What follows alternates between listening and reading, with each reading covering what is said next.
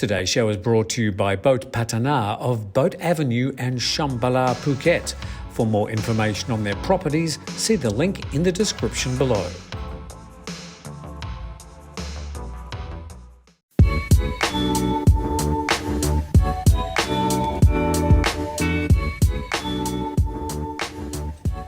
Good morning, Thailand. Welcome to Wednesday, August the 18th. Good morning, Jay. Good morning, Tim. Okay, plenty to get through today and a few laughs along the way. I have to say, generally, it's a bit of a quiet news day, but we'll try and keep you fascinated for the next half hour or so. Let's start with the COVID numbers, and I think we've got a very sad new high today. That's right, Tim. Unfortunately, today we have another record high of 312 COVID-related deaths. We still have 20,515 new COVID infections, 248 from prisons. 22,682 have been released from care. However, 207,553 people currently still in care. Well, putting that all into some sort of perspective, it looks like we have got a plateauing of new cases if you look over the past week or so, but we're now seeing a result of the increased number of cases with some high death reports, which is very sad to see. But we'll keep providing the information to you, and on the Thaiger.com each afternoon we provide the provincial totals as well. It comes out about 2 o'clock. All right, so some might say an overreaction to COVID cases in their country. Some countries have been better than others at controlling it. Right. New Zealand and Australia have come in for a certain amount of attention because they're both like island nations, yes, and are able to contain the virus to a large degree. But New Zealand had one case. What have they done? They have gone into lockdown.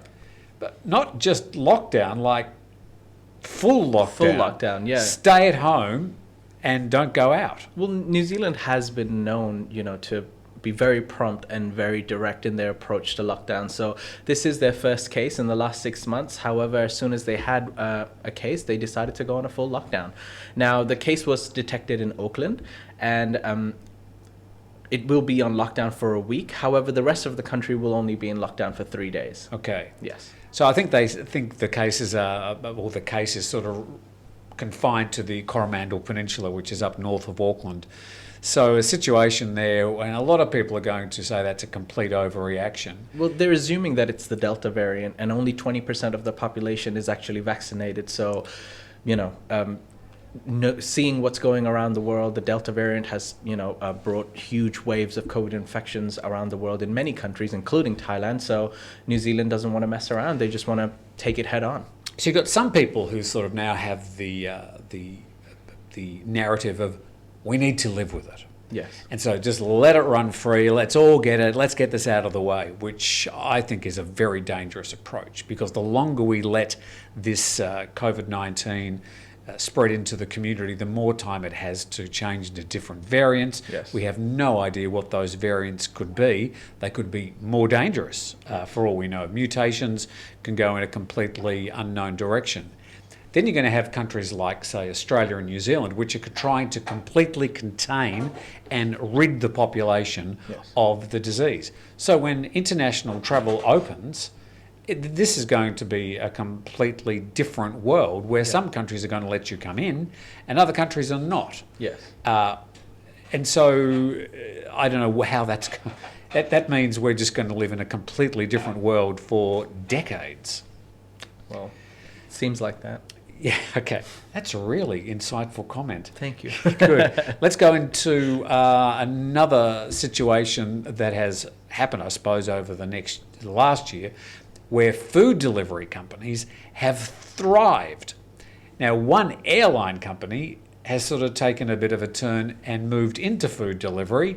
A bit of turbulence. Yep, that's correct, Tim. So AirAsia has now, for the last 6 months, I believe, they've started in Singapore, Malaysia, and now they're entering the Thai market in food delivery services. So, however, they're not starting from scratch. They have actually taken over Gojek The Gojek have actually been bought out, and now AirAsia are now using their resources of around 40,000 drivers, and they already have 50,000 riders and 40,000 restaurants that they already are in collaboration with. So, and now they're trying to take over hopefully the food market. Yeah, it's pretty amazing. AirAsia, I think about a year ago, launched an app. Yes. Which was sort of an everything. It was accommodation and travel and deliveries and bookings of all sorts, banking as well. So they're trying to move away from just aviation. Clearly, most of their planes are grounded at the moment. So hoping that the rest of their app is making some moves. Well, but I think Singapore a couple of weeks reported that it really wasn't working very well. That's exactly correct. They have been struggling. It has been a slow launch. So last month in Singapore, a report came out saying that they average only about 100 orders a day, which if you consider, for such a big airline, they've made huge investments into this. 100 orders a day is nothing. Literally nothing. So, but they've still, they're pushing through it. They're very confident in their approach, and they're not giving up, and they're going ahead and even entering Thailand. So it's not going anywhere anytime soon. But what do you think, Tim? I mean, we have Food Panda, Grab, Line Man. As far as I know, they're all running at a loss. It's just like a push to the bottom line and to see how long they can hang in there, who's got the most cash.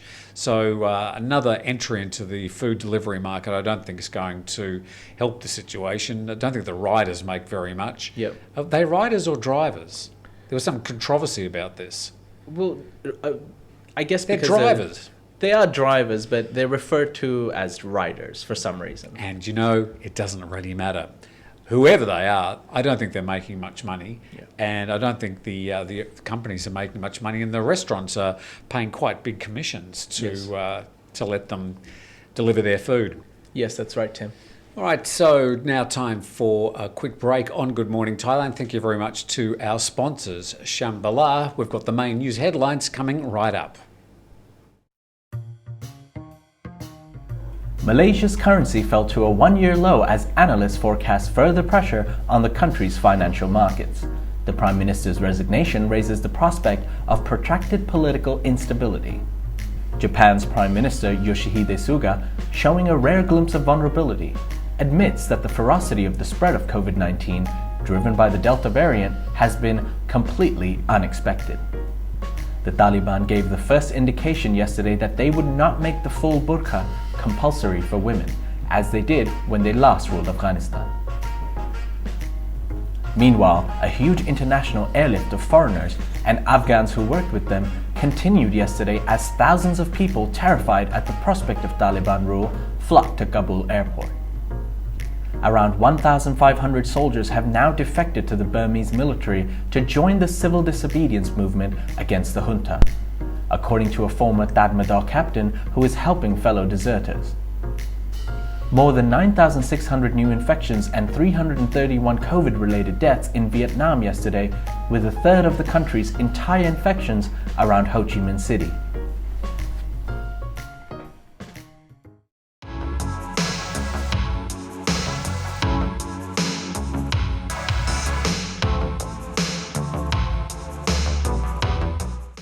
Welcome back to Good Morning Thailand. It's now time for the top stories with Tim. Thanks, Jay. To control the large macaque monkey population in the resort town of Hua Hin, where the monkeys tend to break into homes and bother residents, local officials plan to sterilise around 600 monkeys. The 1.1 million baht program takes place each year.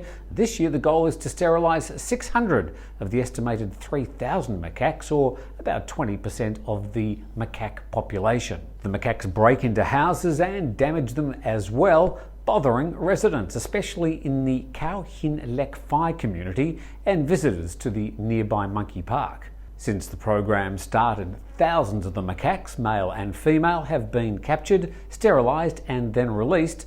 Despite all the sterilising efforts, the macaque population keeps thriving year after year. I wonder why. Officers at Phuket's main Tha Chatchai checkpoint at the north end of the island will be screening Thais entering to see if they have outstanding arrest warrants.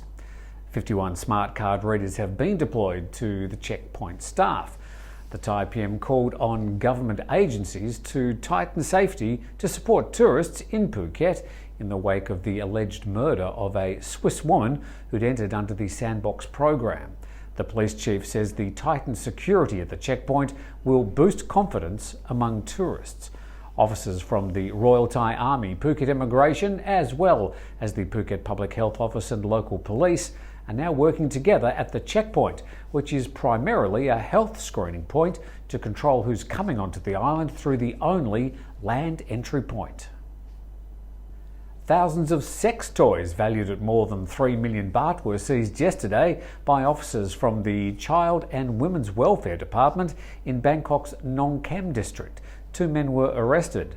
Around 5,000 items were seized from a warehouse off the Petkasam highway. Fake Rolex and Gucci watches were also confiscated. A Thai man and a Chinese national were arrested during the raid. Police say the men admitted to owning the sex toys and products. The items were shipped from China and then sold through Facebook to customers in Thailand. The men were charged with importing pornographic materials that had not been cleared by customs officials. Although sex toys are openly sold on the street in popular red light districts like Bangkok's Nana area, the products are officially illegal in Thailand. The number of COVID-19 infections across the region has now crossed 8.8 million and deaths have risen to 192,000. Indonesia, the Philippines and Malaysia have led the way in sheer new case numbers over the past 7 days. That's the main news stories from around Thailand. A bit of a slow news day, but we'll be back with more of Good Morning Thailand right after this. Welcome back to Good Morning Thailand on Wednesday, hump day, the middle of the week. Now time to check Jay's Only in Thailand. What's happening around the country? Right, Tim. So in today's Only in Thailand segment, this first picture is something I'd like to call Teamwork Makes the Dream Work. Well, we're talking about the delivery apps. This is something that you actually see quite often in Thailand. Yes. Of people pushing all their foot on the engine of another bike, pushing them along. That's right. And it's great that all three of the drivers or riders seem to be working for different companies. I believe it's Foodpanda, Grab or Lineman, and Happy Fresh with the orange jacket. That's the orange one. Yes, that's correct. Okay. And clearly, one of them is having some troubles, but the other two gentlemen are helping them. So when in trouble, go to your fellow colleagues. I didn't know what that was when I first saw it in Thailand. I thought it was some sort of way of being friendly, of just showing connection and sharing and pushing them along. But obviously they've run out of petrol. Yeah, well, it's good to see. Simple as that. It's good to see. I mean, they're helping each other out. But it's even better when they're working for rival companies. So. But on the other end of the scale, here's a truck that is in serious danger. Yes. This is on Elephants Gone Wild in Thailand in a whole new level. Here we can see a truck clearly carrying 2 elephants for some reason, swerving and driving quite dangerously. Well, I don't think it's the truck that's causing the swerving. I think it's the elephants. No, definitely the elephants jiggling around. Yeah. All those elephants need to do is sort of get half smart, and they could flip that truck over. And then what happens? I mean... They'd be free. They can run around and roam the fjords of Thailand. I mean, there's so many questions. To some other, I suppose, only in Thailand, but these are some unusual signs that you've seen around the country. Okay. So let's start off with some important mask wearing, but in this case, it says, "Don't you dare to mask the air conditioner." Don't you dare, Tim. Don't you dare. I really don't know what that one's about. I'm thinking that they're saying don't put something over the front of the air conditioner. I'm guessing. Because I don't think that's a popular pastime, is it? It might be one of those air conditioners that are on the ground, so... Assigned to, I don't know, a nightclub or something. No drugs or nuclear weapons allowed inside. Quite specific there about what they want and what they don't want. Now, we joke about that, but we don't know what prompted them to keep that sign. People will surprise you. I think you're going to notice if someone's trying to smuggle a nuclear weapon. Well, you might slip some drugs inside your underpants, but you're not going to get away with nuclear weapons.